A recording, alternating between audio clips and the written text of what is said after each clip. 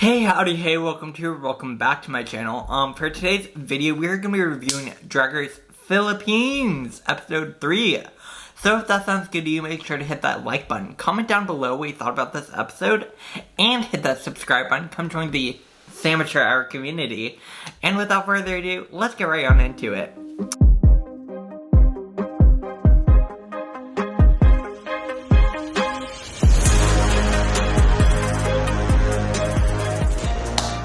Obviously, this was overall a phenomenal episode. I really am enjoying this cast of Drag Race Philippines, and the production is correct.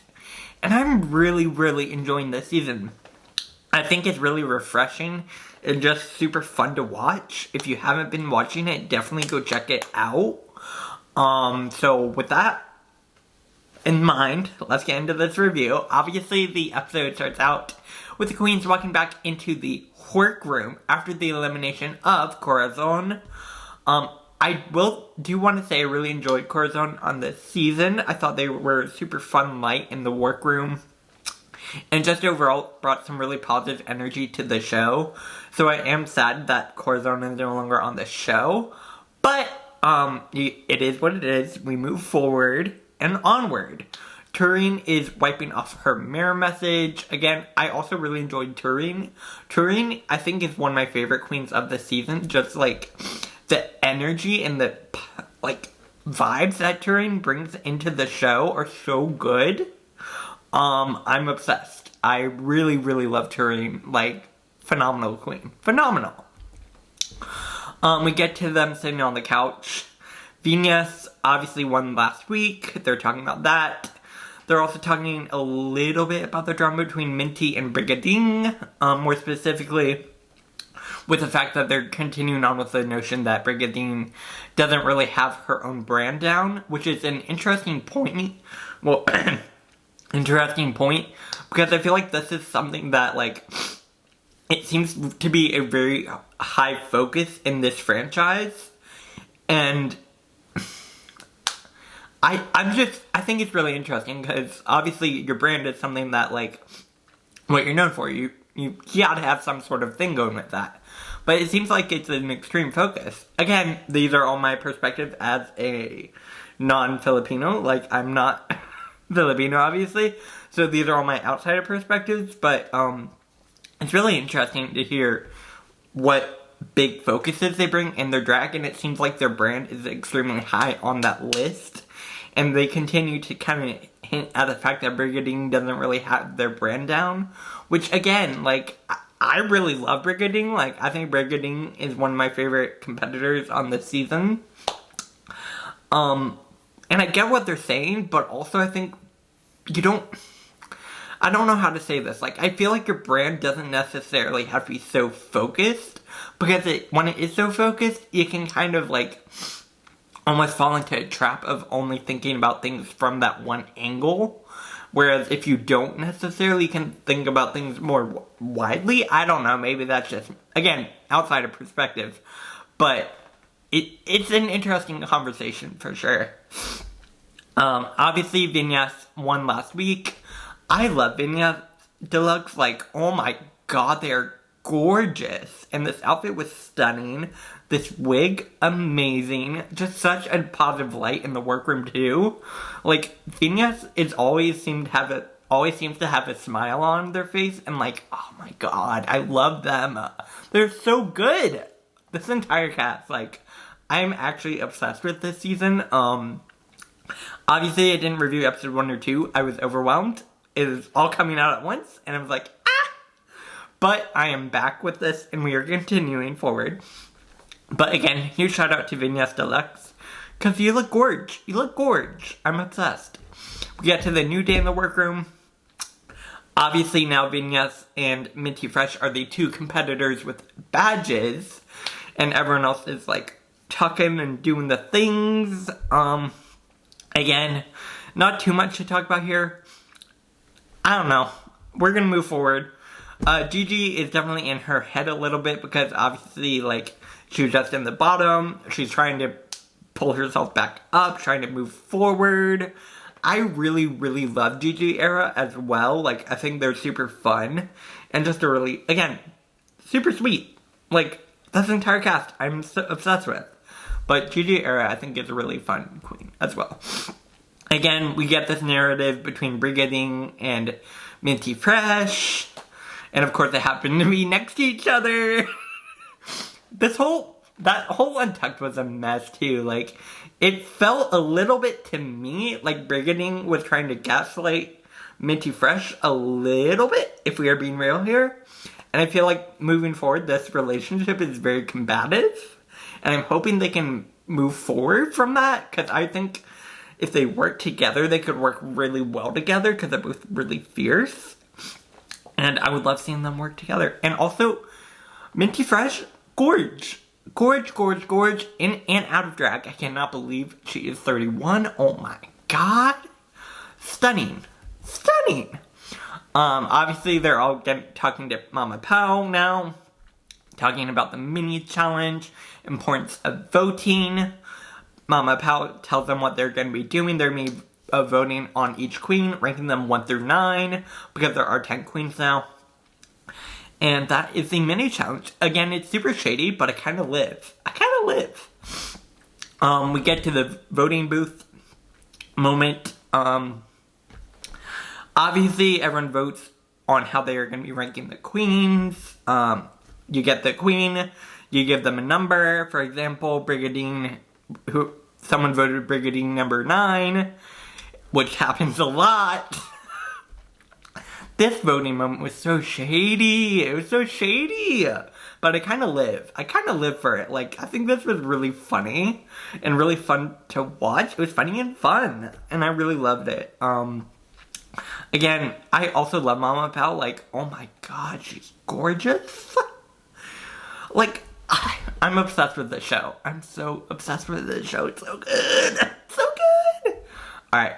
Again, more voting. Silhouette voting.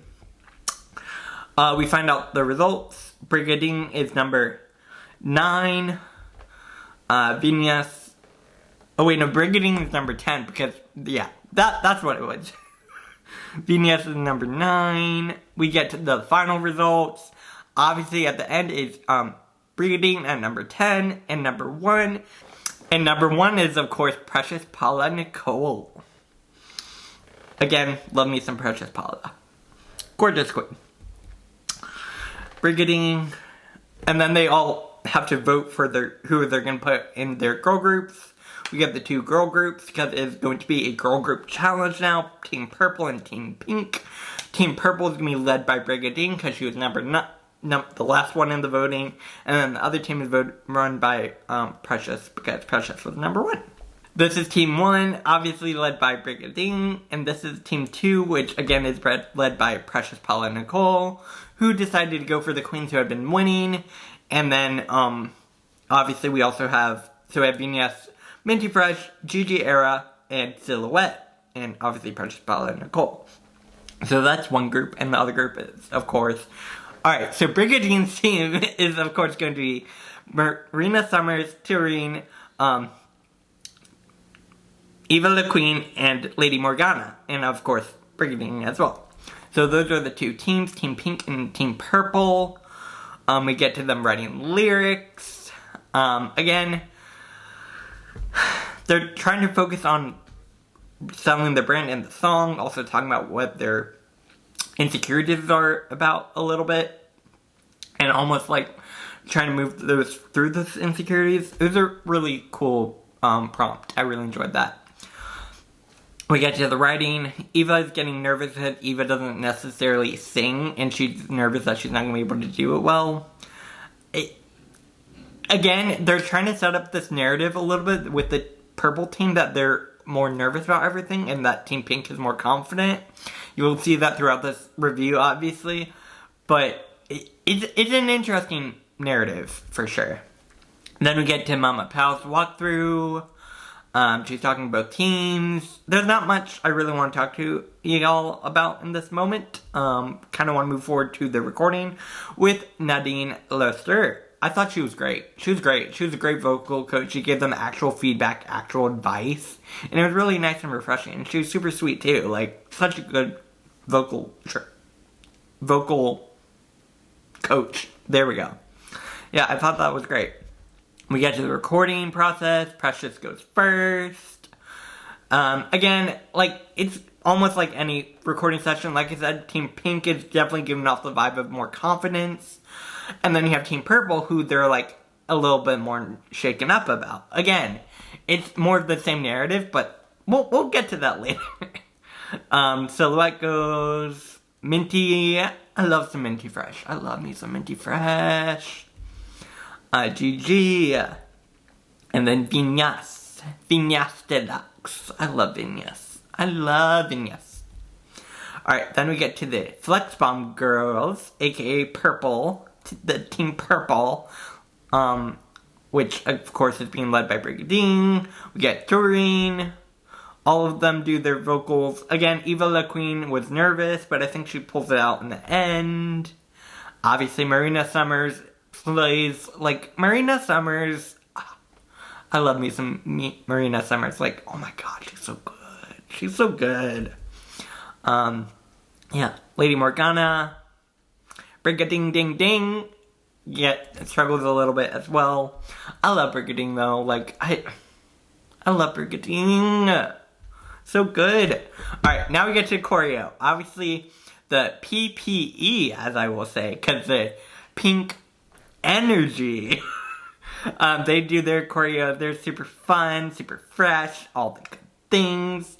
This, I think the issue they run into a little bit is there's so many people who are trying to lead that it's almost a struggle to really organize together. But I think it does work out, obviously, but it is what it is. Then we get, obviously, the Flex Bomb girls, Team Purple. They're also struggling in this narrative. Again, like I said, they continue the same narrative. Obviously, we have Lady Morgana, Eva La Queen, Brigadine, Marina Summers, and Doreen. Yeah. We get to the next day. They're getting ready for their competition, the songs, all the things. Let's go ahead and get to the runway. This is Mama Pal's look. I love her, and I love this look, and I think it's gorge. And also, give a huge shout out to whoever thought to do LED screens, it seems like, on the background, so you can actually change up the background and do something cool with it. Like, why hasn't anyone ever thought about doing that? I don't know. Like, this set is my favorite set, I think, of any Drag Race runway. Because it's so inventive. It's so cool. It's different. And it's something that, like, I love to see. I love this show. Obviously, we get Calla Karen. She's gorge. I love her as a judge as well. My personal favorite judge, one of my favorite queens of Drag Race ever, Jiggly Caliente. Come on through, Jiggly. Oh my god. You are gorgeous and stunning, and I'm obsessed. I love Jiggly Caliente. Then we get Rahul. He's fun. He's a fun judge. I really enjoy him on this show. I think he's good. Obviously, he's going to be a recurring judge. So I enjoy him. I think he's good and brings a really good perspective from the fashion world, which I really enjoy. And then, of course, we get our extra special guest judge, Nadine Lustre, the singer from the girl groups. Obviously, she's great. She's a great guest judge. Yeah. Let's start with PPE. Alright, this group overall, I thought they were good. I'm obsessed with the song in general. Like, I think it's so fun, so fresh and flirty, and I'm obsessed. Yeah, no, overall, I thought this girl group was fun. You could definitely see in this point that there is a wig reveal coming. It's a fun wig reveal, but I'm just saying you could definitely tell it was happening.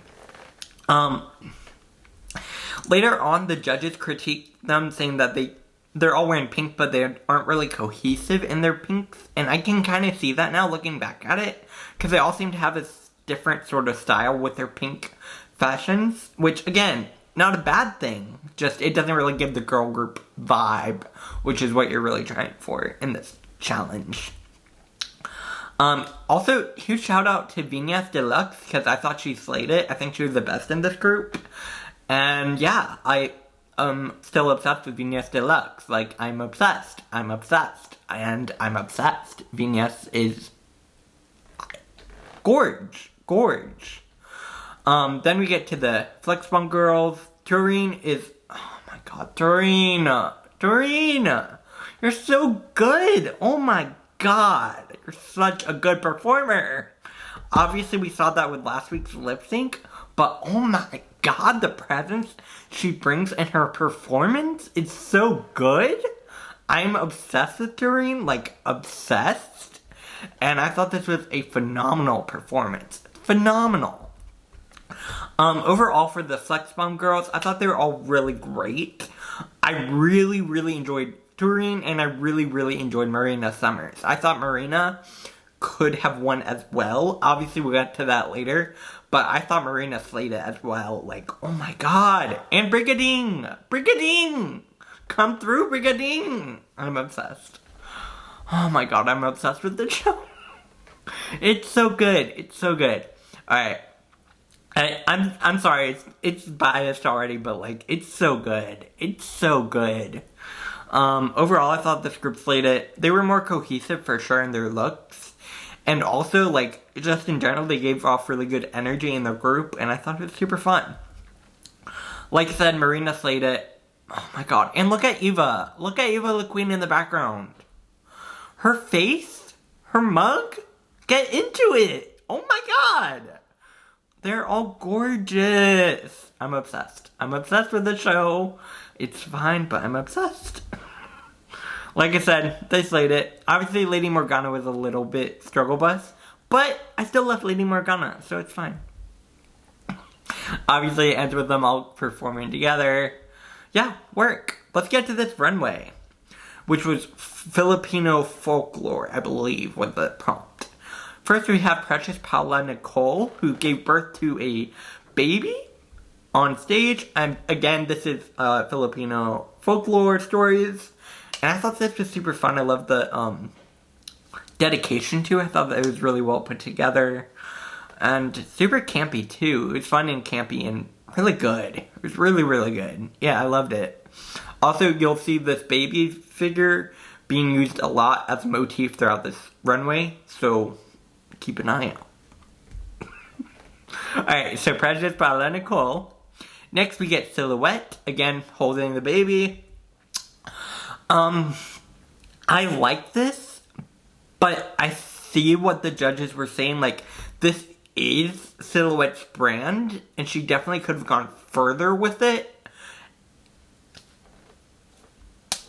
And that, I see where the judges are coming from with that critique. I definitely agree with them. But also she looks gorgeous, so it's fine. Silhouette, you are stunning. You are stunning. Get into that mug. That mug. Oh my god. I'm obsessed. Next, we get Minty Fresh. I will say this is not my favorite Minty Fresh look. That being said, her mug is gorgeous. I love the contacts.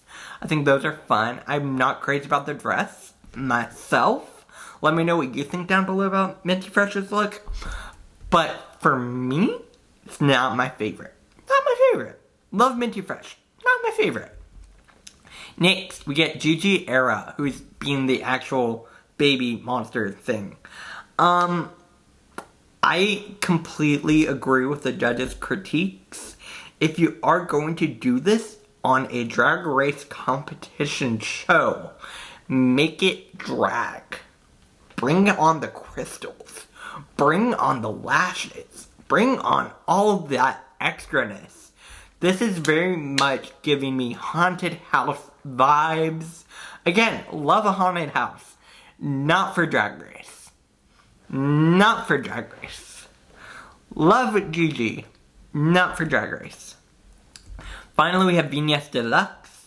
I thought this was a super cute look. I love the disembodiment element that she's trying to bring. Also, when she turned around and showed her butt, enjoyed that as well. Yeah. No, I thought this was overall a really great look. I love Venus. Yeah. Alright, now we have Doreen. I liked it. Not my favorite look, but I like it. I thought it was cool. It was definitely it was actually, the presentation is what really sold it for me. The way Doreen was able to present the look on the runway, great. So yeah. Yeah, it was good. It was really good. Next we get Eva the Queen. Again, I love it. Like, Eva's face is gorge. I have no complaints. Next, we get Marina Summers. I love this.